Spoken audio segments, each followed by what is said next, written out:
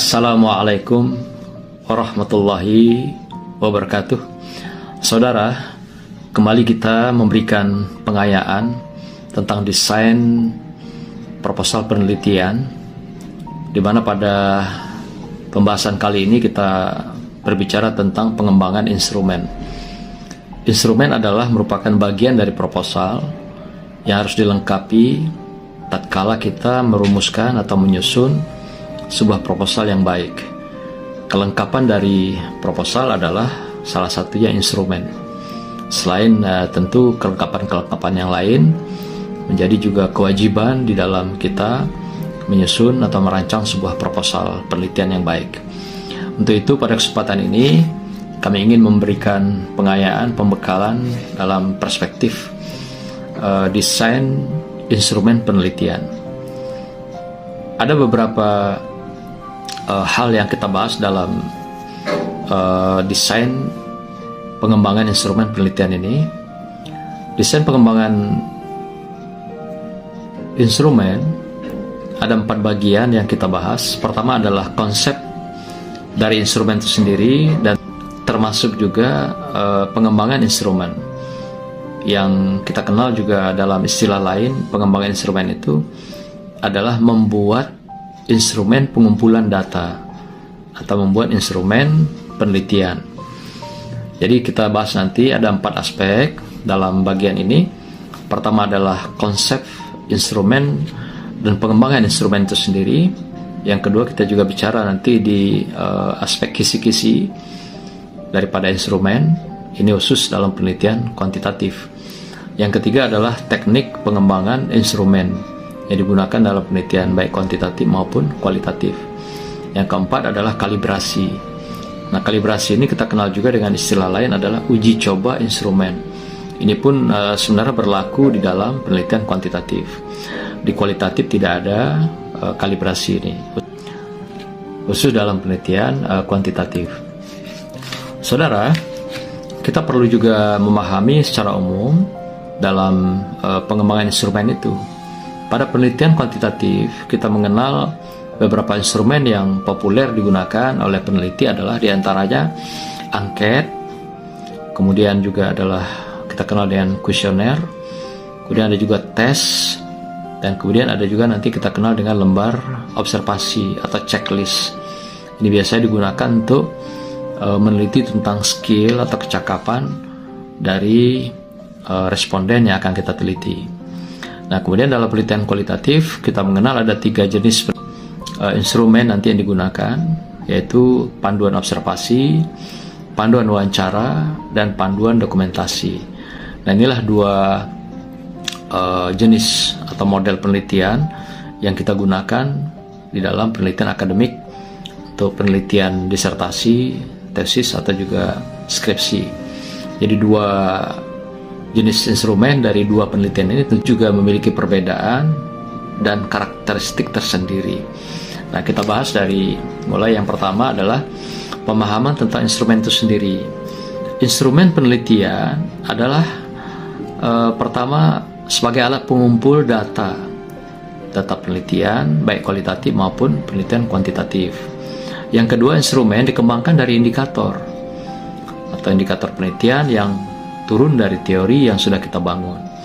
Yang ketiga, instrumen penelitian kuantitatif itu menggunakan angket, daftar wawancara, baik itu wawancara terbuka dan tertutup. Demikian juga kita mengenal dengan checklist observasi dan tes.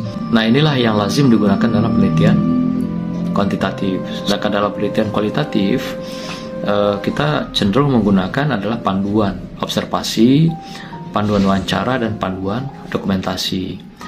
Jadi intinya bahwa instrumen penelitian itu adalah alat untuk mengumpulkan data yang kita butuhkan di dalam penelitian kita, baik kuantitatif maupun kualitatif.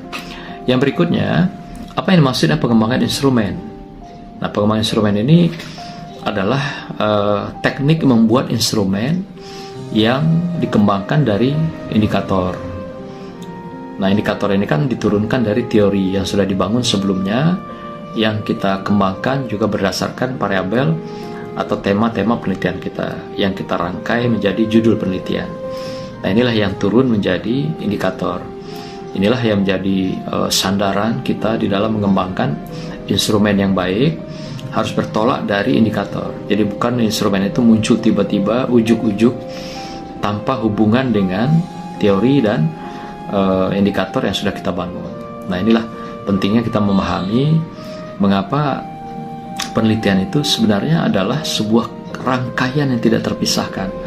Mulai dari judul, parabel-parabel tema yang kita rangkai menjadi judul itu, kemudian teori kita kembangkan, lalu turun dia menjadi sintesis, tersimpul dari teori kita, lalu kita bangun, kita turunkan juga indikator-indikator. Nah, inilah nanti yang dikembangkan menjadi instrumen kita. Gitu.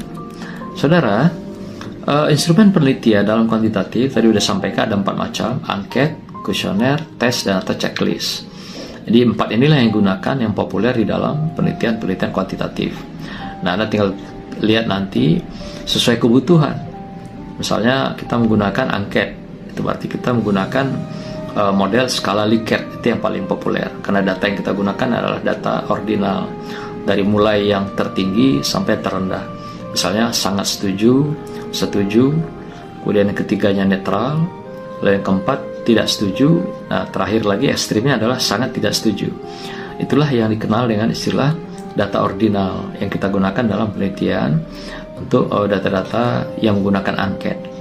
Ada lagi nanti kita menggunakan mungkin kuesioner. Apa beda angket dengan kuesioner? Nah, angket itu dia berupa pernyataan-pernyataan, opsi-opsi yang dikembangkan, itu juga jawaban dari pernyataan itu. Sedangkan dalam kuesioner, apa yang kita gunakan? Kuesioner adalah dalam bentuk pertanyaan yang ada jawabannya, atau peneliti menjawab sendiri nanti apa yang kita berikan sebagai pilihan-pilihan di dalam menjawab pertanyaan itu. Nah, ini beda yang signifikan. Angket tadi pernyataan, kuesioner adalah pertanyaan. Nah, tentu beda dalam kemasannya dan juga nanti opsi-opsi yang akan keluar dalam pilihan-pilihan yang kita sebarkan sesuai dengan turunan dari indikator kita. Kemudian tes, ya. Tes adalah sama seperti soal-soal.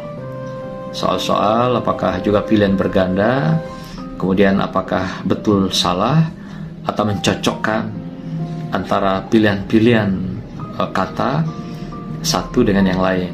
Nah, atau juga model-model yang lain, tes. Intinya tes itu adalah untuk mengukur hal-hal yang terkait dengan parabel tertentu. Nah, misalnya parabel kemampuan.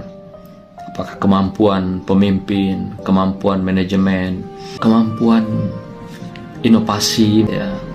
Nah, intinya asal menggunakan kata kemampuan di depan parabel kita wajib melakukan tes. Demikian juga ada juga yang mengatakan skill, kecakapan dalam hal tertentu itu juga harus dengan tes. Nah, kemudian apalagi yang lain yaitu pengetahuan. Misal pengetahuan tentang manajemen, pengetahuan tentang kepala sekolah, pengetahuan tentang perbankan syariah misalnya, pengetahuan tentang supervisor, pengetahuan tentang asuransi syariah. Nah, itu semua yang namanya pengetahuan itu wajib tes. Itu memang sudah menjadi protap dalam penelitian kuantitatif. Dan kita harus memang waspada dalam menunjuk atau menetapkan parabel-parabel tertentu. Kalau tidak mau parabelnya nanti dites, maka jangan gunakan kata-kata pengetahuan atau kemampuan atau juga kecakapan. Nah, itu juga ujung-ujungnya peneliti diwajibkan harus melakukan tes. Yang keempat adalah checklist observasi. Nah, checklist observasi ini digunakan khusus untuk parabel yang berupa kecakapan atau skill, ya, di dalam penelitian kita. Nah, biasanya checklist ini digunakan untuk penelitian laboran, ya. Misalnya meneliti kecakapan anak di dalam melakukan sebuah kreativitas, melakukan inovasi, atau misalnya kita mau menguji mereka tentang katakan kecakapan dalam membuat sesuatu karya atau juga sebuah kreasi yang kita tagih kemampuannya. Nah, itu juga bisa dilakukan dengan checklist observasi. Misalnya nanti opsinya itu adalah mampu, sedang, kurang, atau tidak mampu. Nah, itu opsi yang kita berikan di dalam checklist observasi. Itu yang digunakan. Namun demikian, penelitian kuantitatif, kalau hanya variabel-variabel biasa seperti profesionalitas, akuntabilitas, supervisi, kemudian lagi inovasi, kreativitas, kecerdasan, dan sebagainya, itu cukup dengan angket. Tapi ketika kita menggunakan kata-kata pengetahuan, kemampuan, kecakapan, itu harus dengan tes. Dengan tes itu keluar skornya nanti 1-0. 1 kalau dia dianggap benar, 0 kalau dia dianggap salah. Nah, itu pun analisisnya beda dengan menggunakan angket dan kuesioner. Sedangkan angket, dia menggunakan opsi 5 atau minimal 4. 4 itu biasanya opsi yang tengah netral itu dibuang. Ada juga yang menggunakan demikian. Tapi lazimnya tetap menggunakan 5 opsi. Karena dia dikembangkan memang dari model skala Likert.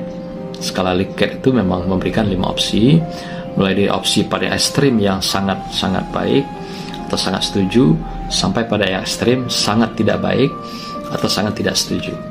Saudara, bagaimana teknik pengembangan instrumen penelitian dalam penelitian kuantitatif? Yang pertama, pengembangan instrumen itu harus bertolak dari indikator. Itu dulu kuncinya. Jadi, tidak boleh instrumen itu keluar ujuk-ujuk semau peneliti, dibuat berdasarkan imajiner atau hayalan atau ilusi daripada peneliti. Tidak boleh. Jadi betul-betul dia turun dari indikator yang sudah diturunkan dari teori. Yang kedua, indikator kan lahir dari teori. Jadi bukan tiba-tiba. Jadi artinya ketika kita membuat rumusan instrumen, itu turun dari indikator. Indikator turun dari teori. Yang ketiga, instrumen dapat digunakan berupa angket. Nah, ini tadi sudah saya sampaikan, kuesioner dan tes, serta panduan observasi atau checklist observasi.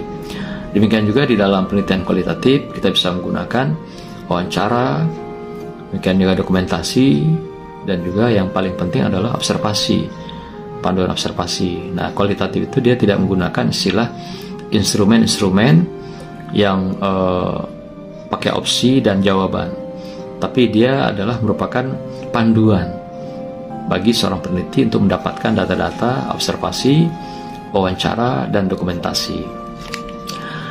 Berikutnya, saudara, kita melihat kisi-kisi instrumen penelitian. Ini khusus dalam penelitian kuantitatif. Apa yang dimaksud dengan kisi-kisi? Kisi-kisi itu adalah rumah atau template instrumen yang di dalamnya memuat adanya variabel, ada dimensi atau aspek. Kalau jika ada, itu dalam teori yang diturunkan oleh peneliti. Kemudian di sana ada juga indikator dan ada butir instrumen yang diturunkan dari indikator untuk diuji cobakan atau dikalibrasi. Kemudian kedua, fungsinya sebagai kontrol instrumen yang kita uji cobakan untuk mendapatkan validitas dan atau reliabilitas instrumen. Jadi dua inilah yang menjadi acuan kita ketika sebuah instrumen itu sudah katakan valid dan reliable, layak digunakan untuk diteliti. Yang ketiga, dalam penelitian kualitatif tidak ada kisi-kisi. Nah, kisi-kisi itu khusus hanya di dalam penelitian kuantitatif, karena instrumen tidak diuji cobakan. Nah, kira-kira demikianlah kita nanti bertemu dengan penelitian kuantitatif dan kualitatif. Jadi kisi-kisi khusus adalah untuk penelitian kuantitatif. Yang berikutnya, inilah contoh kisi-kisi instrumen atau kisi-kisi penelitian, rumah daripada parabel kita. Nah, ini yang kita tadi katakan bahwa ada beberapa aspek di sini yang muncul dalam template ini atau metrik tabel ini, yaitu ada variabel. Ini contohnya, misalnya variabel sikap supervisor. Itu misalnya contoh variabelnya. Di sini ada dimensi, biasanya ada juga aspek. Nah, di sini dikenal dengan dimensi, atau juga pada konteks lain nanti ada dikenal juga aspek. Misalnya kita menggunakan variabel sikap supervisor, maka dimensinya itu dimensi di sini ada. Kalau sikap kognitif, afektif, dan konatif. Kognitif itu terkait dengan pengetahuan, pemahaman, dan wawasan. Afektif adalah terkait dengan emosi, perasaan, kesadaran, dan emosi. Yang ketiga adalah konatif. Konatif itu adalah kecenderungan seseorang melakukan tindakan tertentu. Nah, kemudian butirnya seperti ini. Misalnya untuk dimensi kognitif, kita keluarkan butirnya ada sekitar 7 ya, 1, 2, 3, 4, 12, 13, 14. Jadi dia tidak mesti urut 1, 2, 3, 4, 5, 6, 7, nggak mesti. Jadi untuk satu indikator dia bisa selang-seling muncul angka itu berbeda gitu, nggak masalah. Karena kita ketika menyusun butir-butir yang dikembangkan dalam instrumen ini, bisa jadi saat itu kita menemukan ide-ide yang kita butuhkan terkait dengan butir yang kita kembangkan. Nah, jadi tidak mesti berurut 1 sampai 10, selalu kita nggak mesti. Jadi ketika di indikator kedua, misalnya pada perasaan dan kesadaran, kita lanjutkan tadi yang 1, 2, 3, 4, 5, 6, 7, 8. Dan sisanya lanjutkan lagi 15, 16, 17. Jadi artinya angka butir ini tidak mesti berurut. Kita boleh bikin acak ya sesuai kebutuhan, dan sesuai juga suasana mood. Kadang-kadang ketika peneliti mengeluarkan narasi dalam bentuk uraian instrumen itu gitu. Yang kedua juga begitu ya, parabel motivasi kepala sekolah misalnya. Nah, kita gunakan di sini juga ada dimensi kalau motivasi itu, yaitu intrinsik dan ekstrinsik. Intrinsik adalah dorongan spirit, dorongan spirit dari dalam. Ekstrinsik adalah dorongan moral atau material dari luar. Nah, ini yang kita juga kembangkan butirnya sama 1, 2, 3, 4 dan seterusnya. Nah, inilah yang dikatakan dengan kisi-kisi penelitian. Kisi-kisi itu rumahnya variabel atau juga template ya, yang berupa tabel atau metrik. Dan kuantitatif ini wajib ada untuk kita menjadikan alat kontrol di dalam kita mengembangkan instrumen, dan juga di dalam kita melakukan uji coba atau kalibrasi dalam penelitian kita, uji coba. Inilah fungsi rumah template ini atau rumah kisi-kisi. Saudara, apa yang dimaksud dengan kalibrasi itu secara lebih spesifik? Kalau istilah ini namanya adalah uji coba instrumen. Nah, uji coba ini adalah proses pembuktian instrumen apakah sudah terpenuhi persyaratan atau belum yang kita lakukan. Jadi instrumen yang kita uji cobakan itu, kita untuk mendapatkan dua hal yang diuji cobakan, yaitu uji coba validitas, yaitu tentang kesohihan, kepastian daripada instrumen kita, dan yang kedua adalah reliabilitas, yaitu kesesuaian atau kecocokan instrumen yang kita gunakan atau alat ukur yang akan kita gunakan dengan apa yang hendak kita ukur. Nah, ini penting sekali. Kalau soheh itu artinya tidak diragukan lagi instrumen itu, tidak ada lagi yang error, tidak ada yang salah, tidak ada kelemahan. Artinya dia sudah soheh. Soheh artinya dapat dipercaya. Soheh artinya tidak ada keraguan pada instrumen itu. Nah, kemudian reliabilitas adalah menguji kecocokan.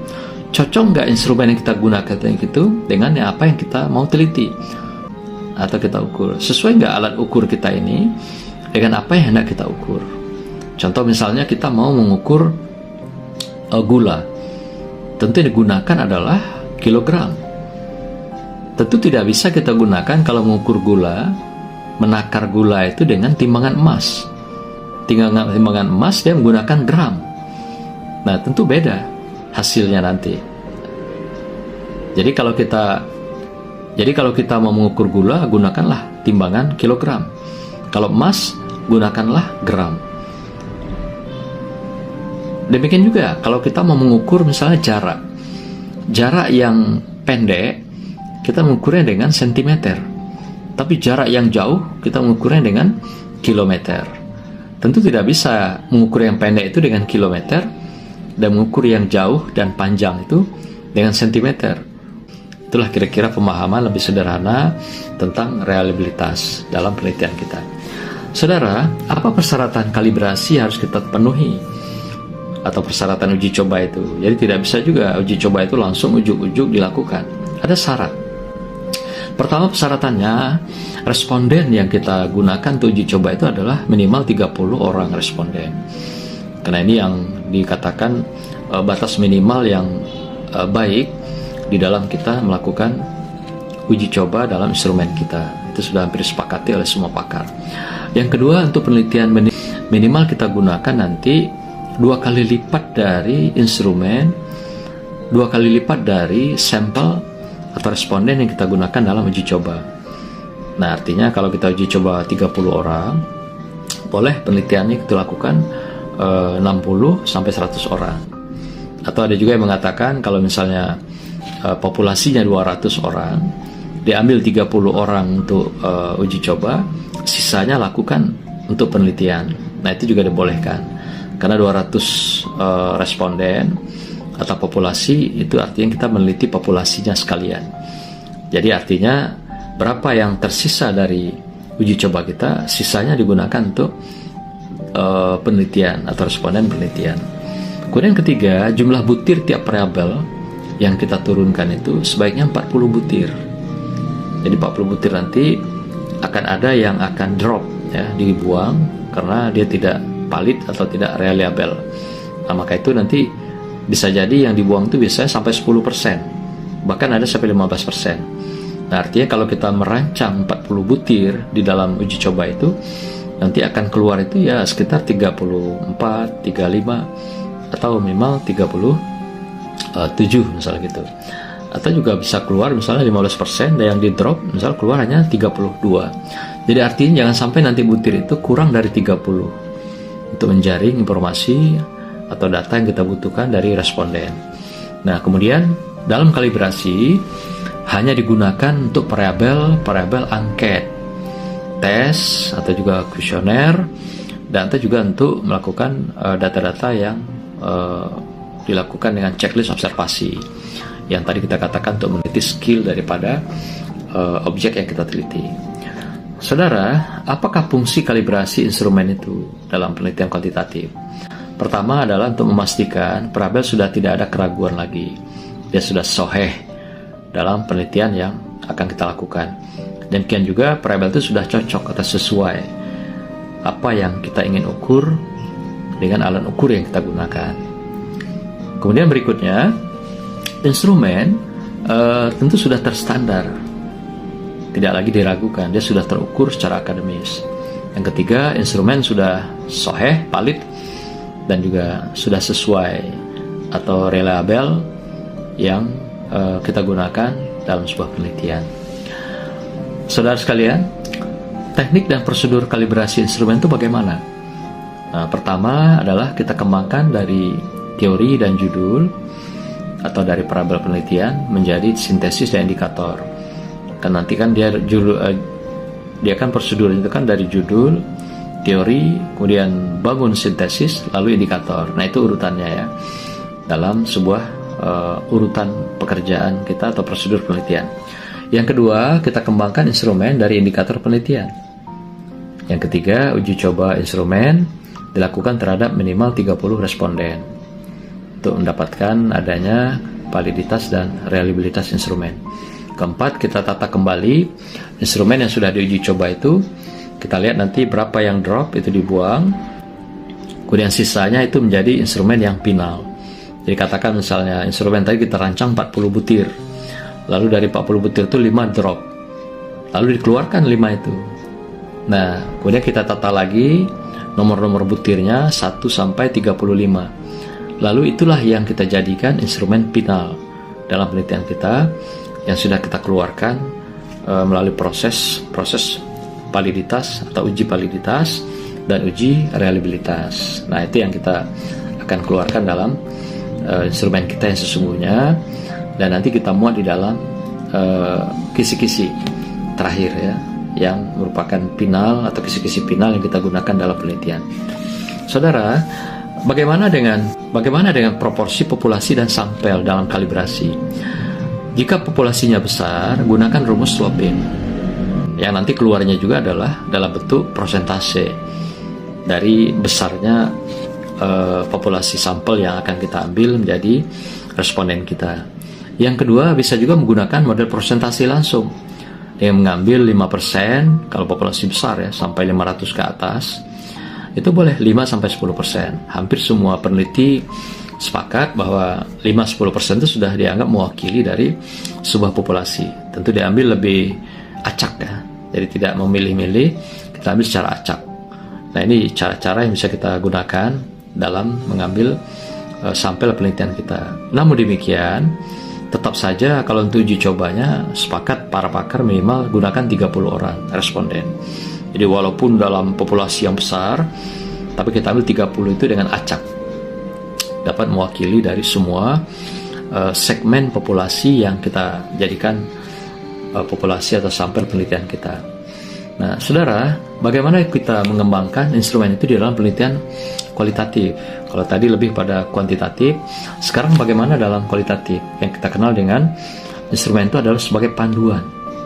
Instrumen itu adalah panduan dalam penelitian kualitatif. Kita tadi sudah bahas, kalau dalam penelitian kuantitatif ada 4 instrumen yang kita gunakan. Nah, dalam penelitian kualitatif yang lazim digunakan hanya 3 saja, yaitu panduan observasi, panduan wawancara, dan panduan dokumentasi. Nah, inilah yang kita gunakan dalam penelitian kita. Nah, ini juga kami berikan sama seperti yang kuantitatif tadi, lebih pada perspektif wawasan dan teknik-teknik di dalam mengembangkan. Tapi bagaimana teknik praktis dalam mengembangkan atau membuat instrumen itu, tentu saudara sudah belajar dalam mata pelajaran metodologi penelitian. Di sana sudah diberikan bagaimana teknik-teknik praktis, cara-cara membuat instrumen itu. Karena waktu yang juga sangat singkat ini, tidak mungkin kita masuk dalam wilayah teknis membuat instrumen itu sendiri secara langsung. Saya yakin dalam mata kuliah metodologi penelitian, ada metodologi penelitian 1 dan 2 atau lanjutan, itu sudah diajarkan secara teknis cara membuat instrumen itu secara praktis. Nah, kita lebih pada wawasan dan kegunaan instrumen itu dan penempatannya di dalam sebuah proposal. Saudara, dalam penelitian kualitatif, 3 instrumen inilah yang digunakan untuk mengungkap latar kemengapaan atau juga mengungkap latar kebagaimanaan. Itu saja intinya. Jadi untuk observasi yang melatari seseorang atau sekelompok orang melakukan sebuah tindakan-tindakan di dalam situasi sosial. Itulah yang kita ungkap dengan panduan observasi yang kita buat, sehingga terbongkar meaningfulnya, makna yang sesungguhnya. Istilah dalam Weber itu mengatakan Verstehen, akan terungkap makna yang sesungguhnya mengapa seseorang melakukan sesuatu tindakan atau perilaku perbuatan. Nah, inilah yang kita ungkap dalam penelitian kualitatif dengan menggunakan panduan observasi. Jadi panduan observasi itu mengungkap latar kemengapaan. Nah, demikian juga yang lain-lain nanti kita gunakan observasi itu juga melengkapi, yaitu mengungkap latar kebagaimanaan. Latar kebagaimanaan akan keluarlah meaningful, makna permukaan atau deskripsi narasi daripada sebuah realita secara naturalistik dari situasi sosial yang kita teliti. Sedangkan perspektif kemengapaan, latar kemengapaan adalah mengungkap permukaan dalam, meaningful, makna yang di dalam daripada sebuah realita. Nah, maka itu setiap orang melakukan tindakan pasti ada faktor-faktor mengapa. Setiap perilaku yang ditunjukkan oleh seseorang pasti ada faktor mengapa. Faktor-faktor mengapa inilah yang kita ungkap dalam penelitian kita, sehingga akan terungkaplah makna yang sebenarnya, meaningful dalam sebuah penelitian. Nah, jadi 3 hal yang kita gunakan: observasi, wawancara, dan dokumentasi. Nah, wawancara itu adalah untuk melengkapi data-data kita. Artinya data utama yang kita peroleh adalah dengan observasi, karena penelitian kualitatif, ingat, adalah penelitian yang sedang berlangsung atau dalam proses. Sedangkan kuantitatif, penelitian sudah berlangsung, telah terjadi. Nah, saudara, kita juga perlu pahami bahwa dalam penelitian kualitatif ada wawancara. Wawancara itu adalah untuk mendukung data observasi atau data yang istilahnya itu melengkapi apa yang kita butuhkan dalam observasi sebagai proses triangulasi atau data triangle, ya. Triangle, observasi, wawancara, dan dokumentasi. Nah, dokumen adalah juga data-data dukung yang melengkapi penelitian kita. Apakah gambar, grafik, tren, ya, yang diungkap dalam tabel-tabel atau gambar-gambar tertentu yang bisa menjadi dukungan dalam penelitian kualitatif. Nah, jadi kalau observasi itu boleh dikatakan proporsinya menempati datanya 40% dalam penelitian kualitatif pada laporan bab 4 itu. Sedangkan wawancara hanya 20% saja. Demikian juga dokumentasi. Nah, nanti ada bagian dari yang paling penting di atas dari 3 data ini adalah triangulasi dengan teori yang kita gunakan, yang kita maksudkan untuk melakukan verifikasi. Apakah temuan kita di lapangan itu sudah sesuai atau sama dengan teori yang kita gunakan atau teori yang kita pakai sebagai sandaran dalam penelitian kita untuk mengungkap makna-makna atau juga realita di lapangan, atau sebaliknya sesuatu yang tidak cocok, berlawanan, berlainan antara teori yang kita jadikan sandaran atau juga teori model yang kita jadikan acuan dengan realita empirik yang kita temukan di lapangan. Nah, tugas peneliti adalah melakukan analisis kesesuaian ataukah perbedaan. Nah, disitulah nanti muncul analisis seorang peneliti yang didukung dengan berbagai data observasi, wawancara, dan dokumentasi. Nah, inilah cara seni kita mengembangkan laporan dalam penelitian kita. Tentu saja, bagaimanapun penelitian yang baik tetap bertolak dari sebuah teori, baik penelitian kualitatif maupun kuantitatif. Kalau dalam kuantitatif, teori itu berfungsi kita untuk menguji kembali penelitian yang sudah dilakukan oleh sebelumnya. Dengan parabel yang sama di tempat yang berbeda, kita uji. Dan tentu saja, sesuatu yang sudah dibuktikan secara teoritis dan empiris di tempat lain, tentu hasilnya tidak akan beda di tempat yang berbeda. Yang kita lakukan untuk sebagai kelanjutan riset pengulangan penelitian sudah lakukan pakar terdahulu. Nah, pun begitu juga dalam penelitian kualitatif, teori memang tidak diuji, tapi kita jadikan sandaran untuk mengungkap fakta-fakta empirik, baik itu fakta-fakta yang melatari kemengapaan, demikian juga fakta yang melatari kebagaimanaan.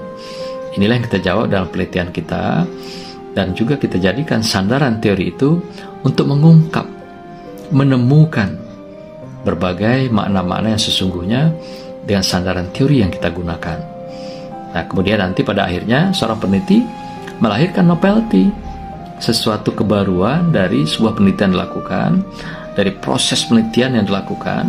Pada bab 4 itu laporannya, nanti dia bangun sebuah novelty, sesuatu yang baru, pikiran-pikiran segar, cerdas, dan kreatif, dibingkai menjadi sebuah bangunan teori, dan itulah yang kelak menjadi temuan peneliti, atau istilahnya teori peneliti yang merupakan produk hasil dari penelitian yang dilakukan.